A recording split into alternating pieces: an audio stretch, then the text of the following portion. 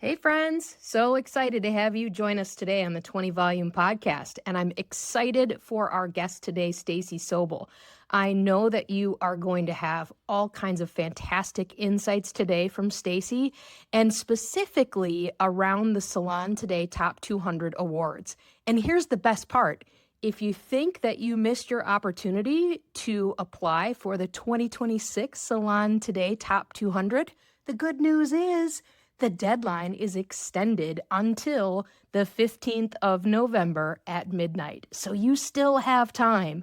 And what amazing opportunity for you to have your business recognized, let your team really relish in the accomplishments that your business has created together, and let your clients know that they're part of something amazing as well. So give it a listen today, and don't forget, go ahead and apply. There's still time for you to be a top 200 Salon Today award winner.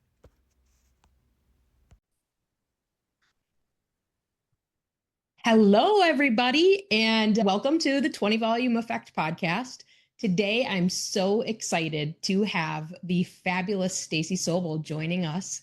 And Stacey, we are going to chat a little bit, first off, about the fantastic Salon Today Top 200 competition. But before we jump into that, I would like to know, just very briefly, how did you get into the beauty business?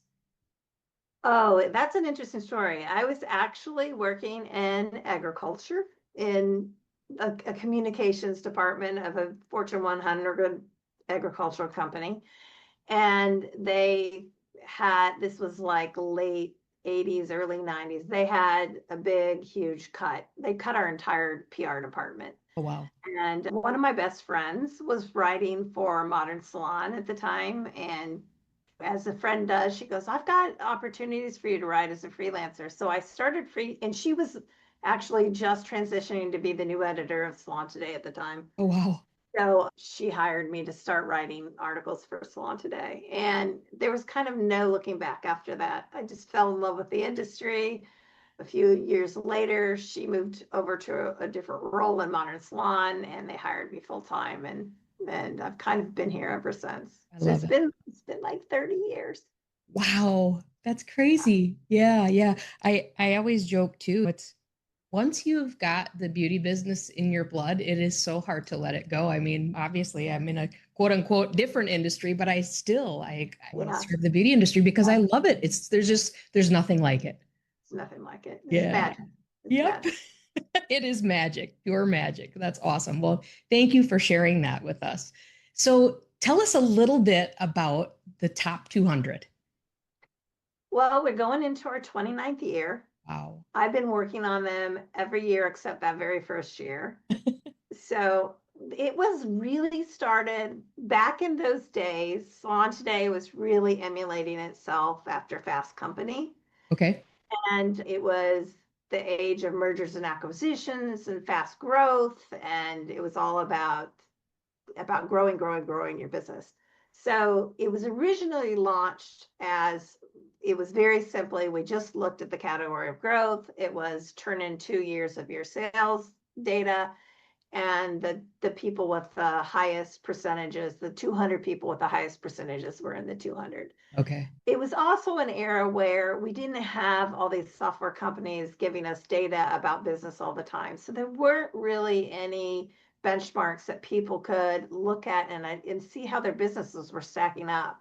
I Yep. didn't really know, like, am Yeah. I a successful business or I'm not? So we tried to do that. Now we still do that, but I will say that a lot of these software companies can get there faster. They can do data that's current. We're still looking backwards the last 2 years. Yes. It's a little bit different, but it's still helpful to people, I think, to have that. And then finally, we really wanted to build a forum of great business ideas and share them. And there wasn't really anything out there at the time to do that. So that's what the 200 is really supposed to be, is that forum of sharing of great business building ideas. I love it. That's fantastic. I know back a million years ago when I was a salon owner, I know that that was a little bit of a frustration on my part that everything was growth oriented because I knew very well that a lot of my friends out there had businesses that were growing themselves broke, right? Yeah. So while when it was all revenue focused, it was like, okay, well, great, their revenue has increased, but they have no money, they're not healthy companies and things like that. So I love that Salon Today became really intentional about making that change to say, yes, growth, obviously we have to have it or we die, right?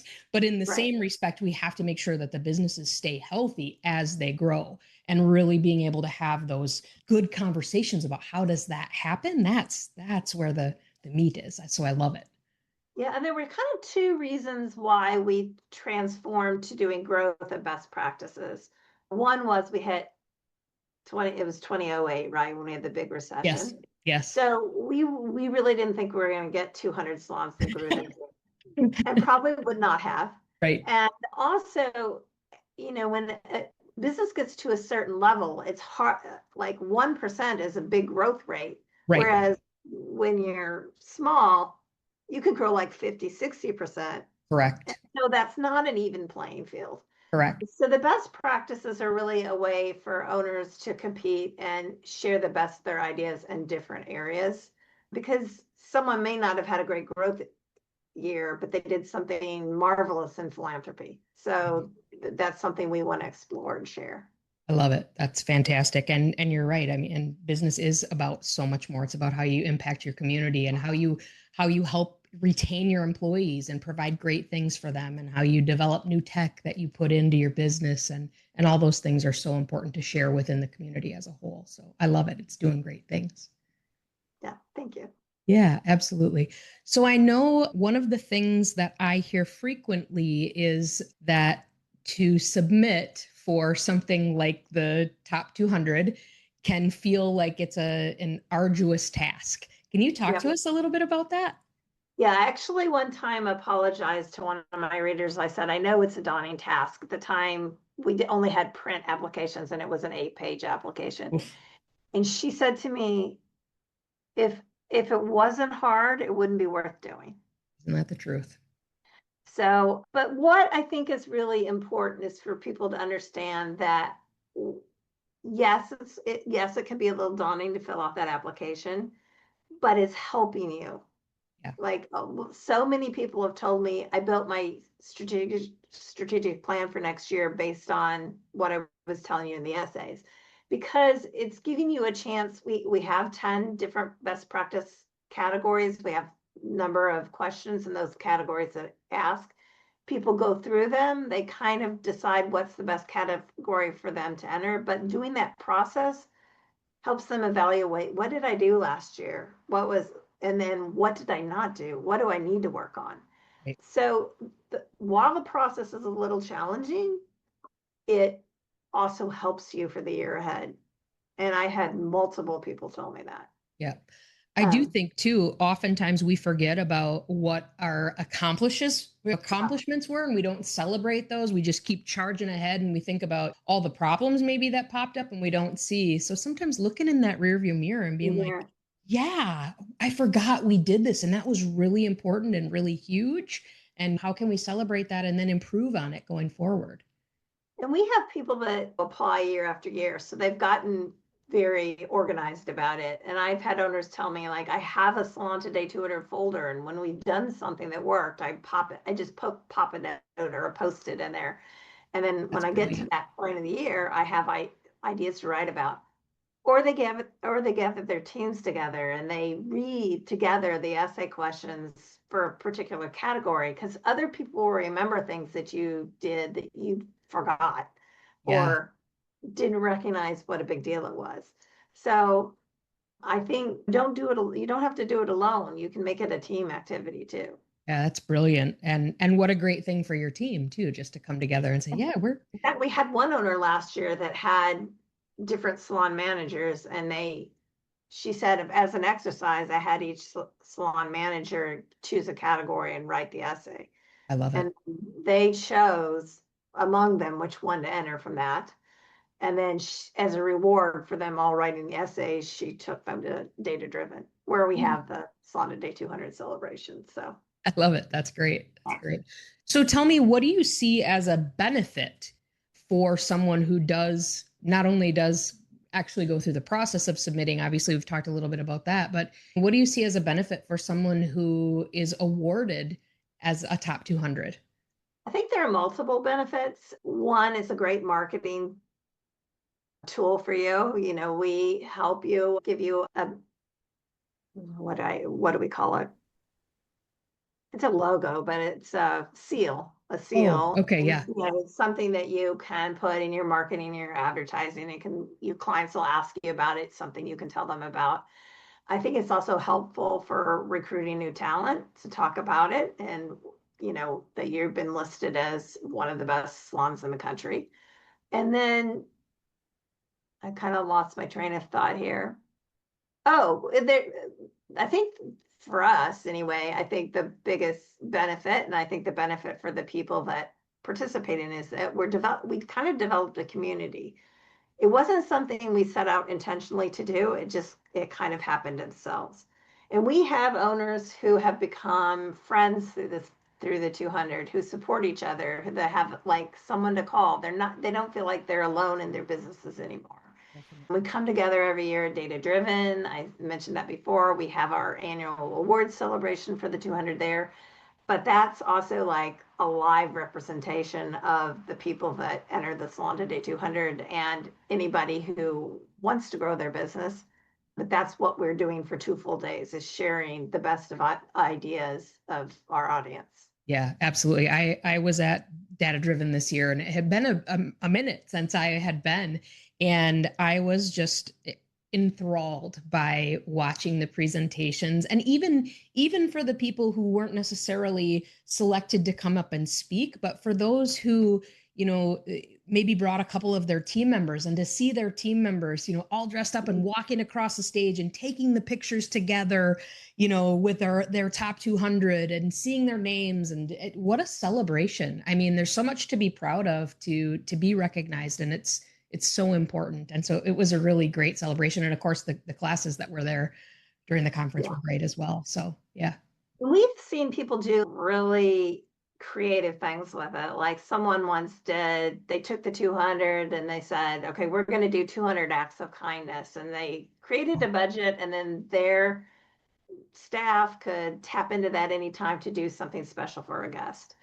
And then we've had other people that will create their top 200 clients of their business and do Wow. a special event for them, So and a cool. VIP event for them. So people have things that I would have never thought of have embraced it and done super cool things with, and just grown it. And that was you talking about celebrating their team members. That was one of the biggest benefits, is that people, it's something to really celebrate with team. Yeah, absolutely. And it was fun to see too. You can see, just like you said, the groups of people who come together, the owners, and I mean the salon sisters, right? They're a perfect example of those who have come together and just have really found their people amidst that group, and how excited, it's like a family reunion for them to come back to Data Driven and celebrate each other. So it's very cool. Yeah. So I'm curious, just on a personal level, Stacey, I know that this top 200 is something that personally is very important to you. Tell me Mhm. why. What is it about this project that is so important to you personally? Oh, it's kind of, well, I do want to say, I know that it's arduous for them to fill out. It's also incredibly arduous on our side. Yes. And we spend months. And we actually read every essay. We read and score them. I probably read about half of them. We've got a couple people that judge, but I end up reading about half of them. And then it's huge for us because we're identifying editorial opportunities for the whole entire year. Great. And there's no better way to try to get a sense of who someone is and what they're doing in their business. We have two essays. One is your successes and your challenges. And I say up front, we are not judging you on your challenges. We simply want to know what they are, because that helps guide our content for the rest of the year. We know where we need it. Where do we need to deliver? This is what you all need right now. And I don't know how other than going to these events and talking to people, I don't know of a more efficient way to really get that kind of information that really steers us. But for me, the best thing is like identifying a real novel business building idea in one of those essays and turning that into a piece of content, whether it's a story or we do a video interview with that person. And then when someone reaches out to me and says, I saw that piece, I tried that idea in my business and it was a game changer, that's the biggest reward there is I for love it. me. I Yeah. love it. That's so great. So can you share with our listeners maybe some hot tips or something along those lines on how to create a good application, how to get through the Yeah. process? Yes. Well, most of the application is simply data about your business. Okay. That's pretty straightforward and easy. Where we actually see where people drop off, and it's always when it comes to the essay.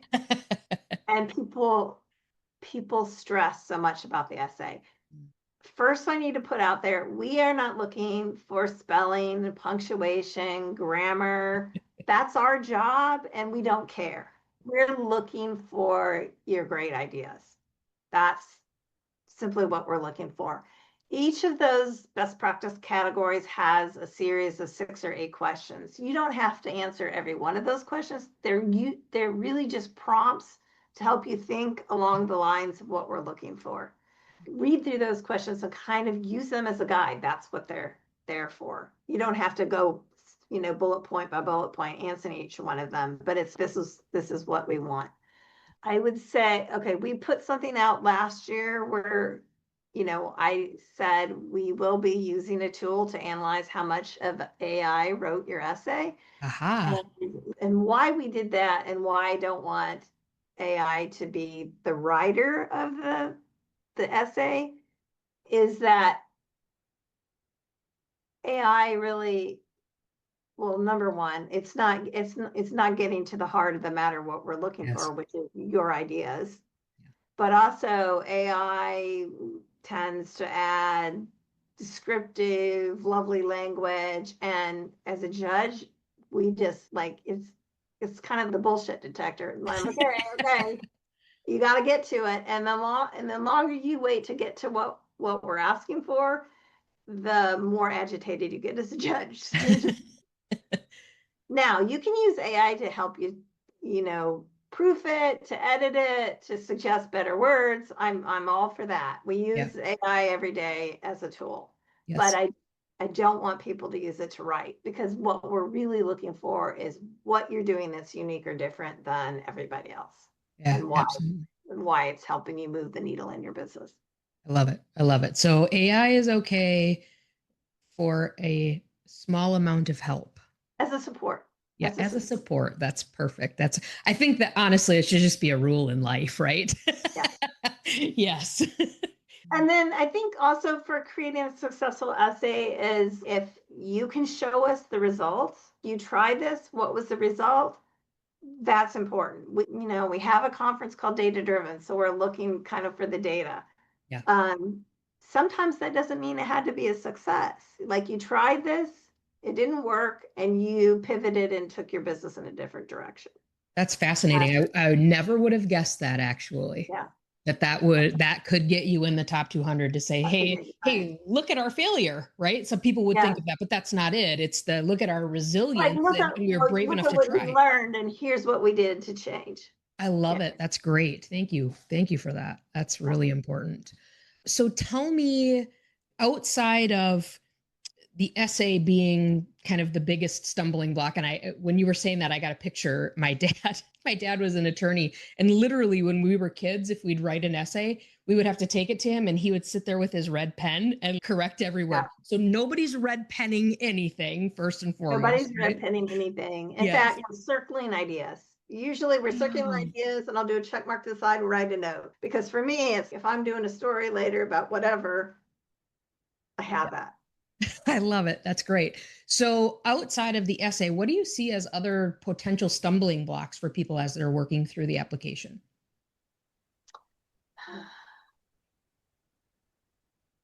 Well, I struggle a little bit with this because some people overwrite and some people underwrite.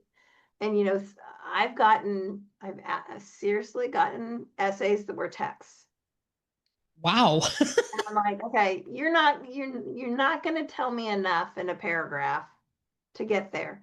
Yeah. At the same time, we put 1,000 word limit on it because we want people to get to the point.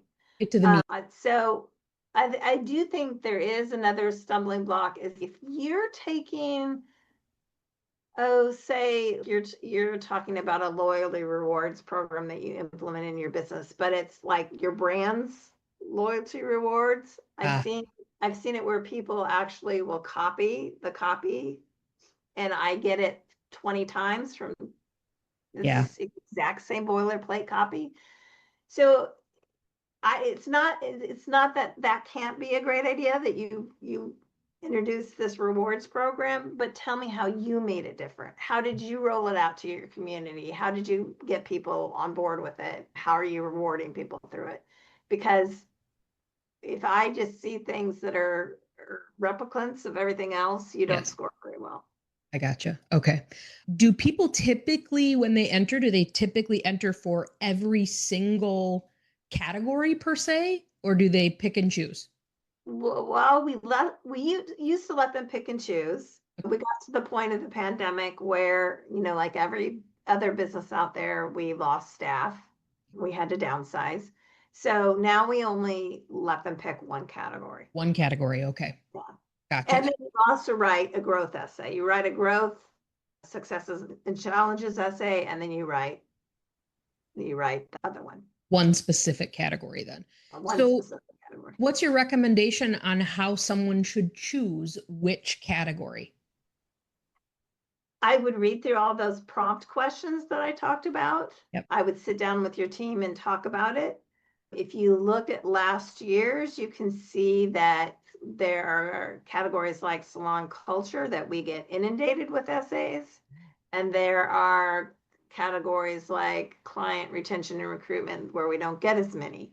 That's So fascinating. maybe look at those and see what I think our environmental sustainability, we only awarded 4 people last year. So look at those categories online or in the magazine and decide like, oh, they didn't have as many in this. Maybe this is a better one for me to enter if you have a strong idea in that area. Otherwise, I would follow whatever your gut is telling you is the best thing. And Okay. then people that enter year after year will try different things every year because not enough changes in one best practice year after year. So they want to write about something fresh and new. So Love it. That's great. That's great. What percentage would you say of your people are repeat winners? mhm. it's over 100%. I haven't run that Yeah. statistic. It's pretty high. Yeah. Is it repeat from last year or repeat the last Gotcha. 20 years? I got But it's strong, but we see an excellent showing every year of new salons we've never heard of. And you that's have to be in business for 2 solid years before you can enter. That's one of 2 years. the qualifications. Perfect. Any You have other? completed 2 years of business. You have to have an over 250,000 in sales. Okay. You have to be in beauty, grooming, spa, one of those areas. What about independence? Right? Do you have to be employee based? You don't have to be, no, you don't have to be employee based. Okay. I will tell you it's strongly geared towards employment based salons. If you Yeah. look at the categories, I mean, there's employer retention and recruitment. That's not one that you're going to enter if you're an independent. Yes. Salon leadership's probably not one you're going to enter if you're an independent. So a lot of them don't apply, but we do have independents Okay. enter, and you'd still have to meet that $250,000 threshold. Gotcha. Okay. Perfect. What else do we need to know about the top 200? People always ask me how we select people for the cover, so we can talk about that Ah, a little yeah. bit. We don't repeat people. Okay. So every year I look at, and people, we ask people to submit pictures through the process. Okay. I would say if you're gunning for the cover, work with a photographer to do something professional, and then give us options, because it's kind of a jigsaw puzzle. We're obviously creating the composite cover of individual pictures. So we're trying to get them like standing different ways, sitting, doing different things. And we also try to represent different size salons, different areas of the country, diversity. So we're looking at a number of different things when we're trying to put that jigsaw puzzle together. But it all starts with the pictures and great quality. And there's sometimes someone will send in an arresting picture to me and I'll be like, they've got to be on. They've got to be on. That's great. I don't look at them until we know who the winners are, by the way. Okay. So because your pictures don't have anything to do with the judging process. But Right. once we have that pool, I look at what all those salons have submitted, and we put that together that way. Perfect. I love it. That's great. And when do the applications, what's the window for applications typically? We're going to work on getting the application up by the end of August, and then it is officially due October 31st. We usually do some kind of an extension, but the official due date is the 31st. And then we just kind of, people tell you they're having issues, they're getting things in, and I've had every excuse. And so, I'm sure. I'm sure. Trick-or-treating got in the way. It always seems to play into hurricane season. Somebody always has a hurricane. I bet. I couldn't get it done. So we're forgiving about that. Yes. Okay. Okay. To an extent, I'm sure. And to an extent.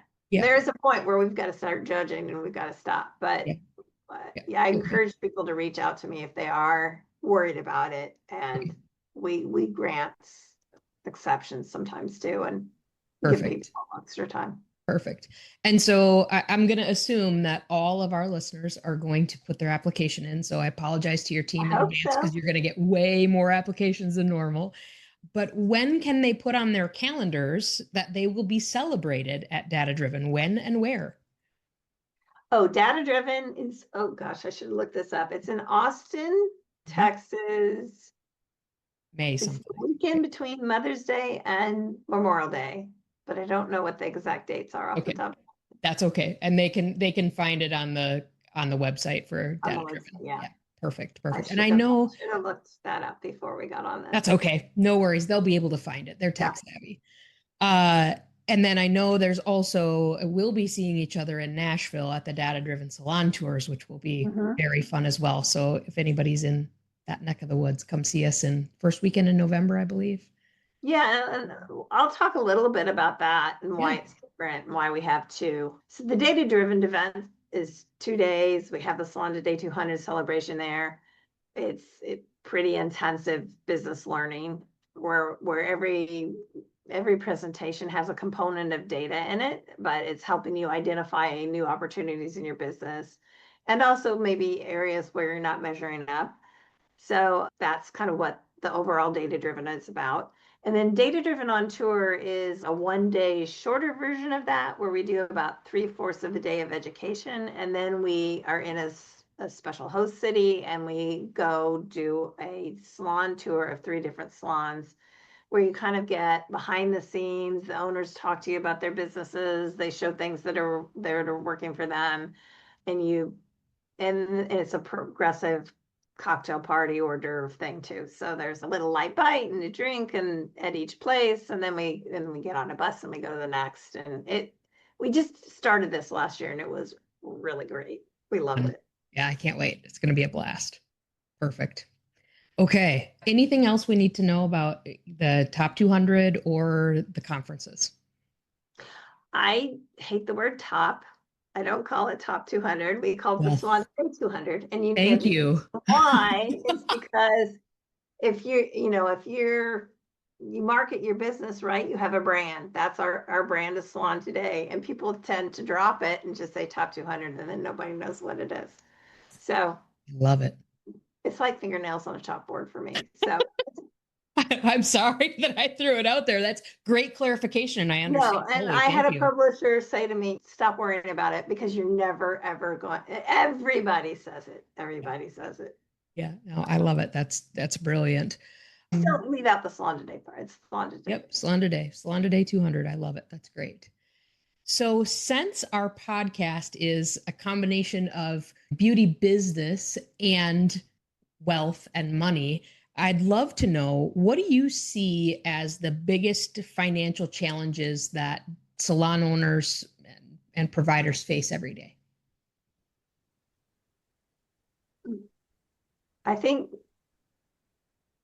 building their businesses and maybe over designing, overspending, and not really doing the background calculations of what a certain new component is going to bring them. So I think you really have to do the analysis about, if you're adding a new service, what can you anticipate those sales are going to be? Is it worth the investment in the equipment?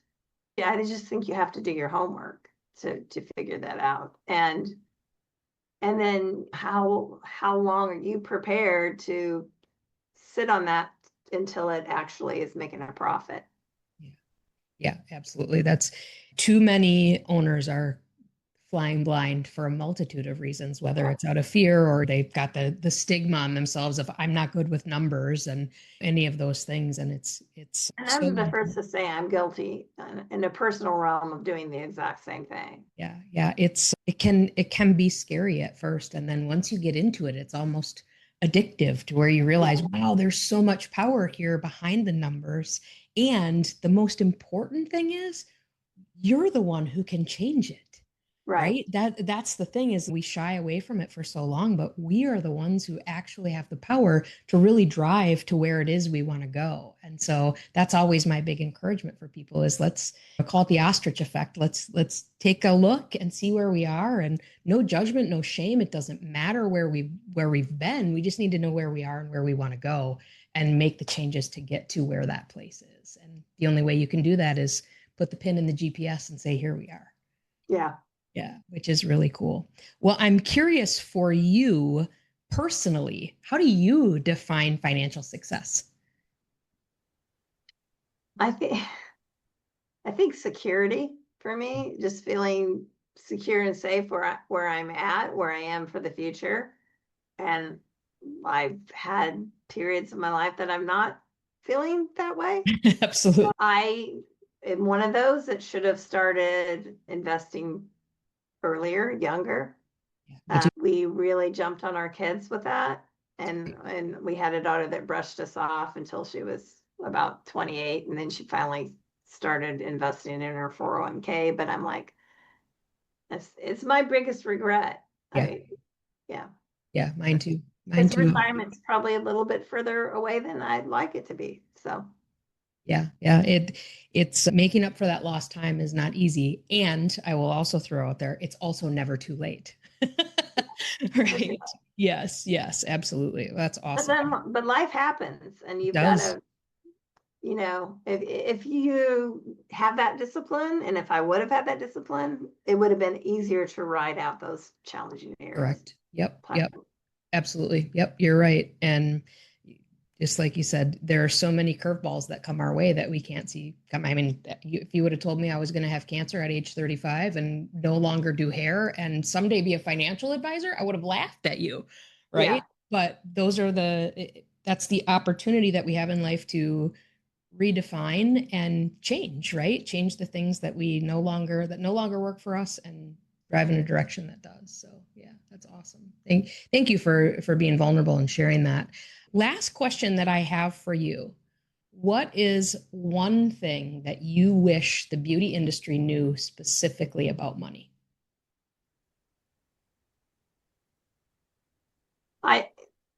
My audience is owners, and I think they really struggle with what to pay people.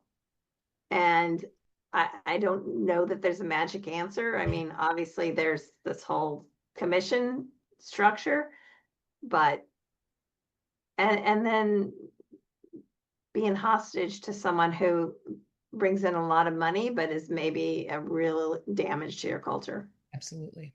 Yep, absolutely. And that compensation is a challenge regardless the industry, right? Yeah. Understanding, I think first and foremost, that the number one important thing to take care of is the business, right?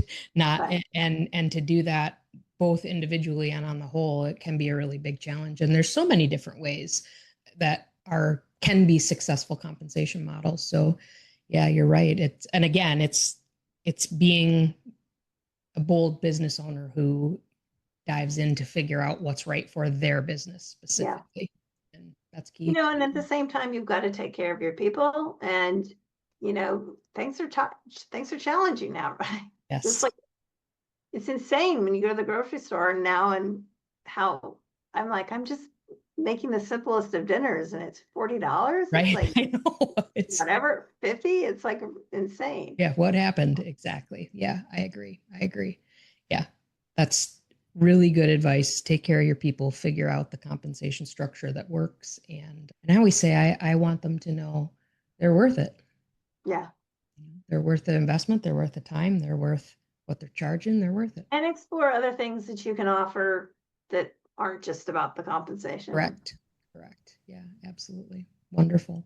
Well, Stacey, I thank you so very much for your time. And for everyone listening, please go get your application in for the Salon Today 200.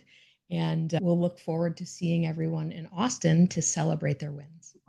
And you can find the application on salontoday.com or follow any of our socials. When the application's available, we post about it a That's lot. perfect. And we'll make sure that we link all the information here below as well, that they can find resources to get there. So, Okay. Thank thank you. you. Thank you. Bye-bye.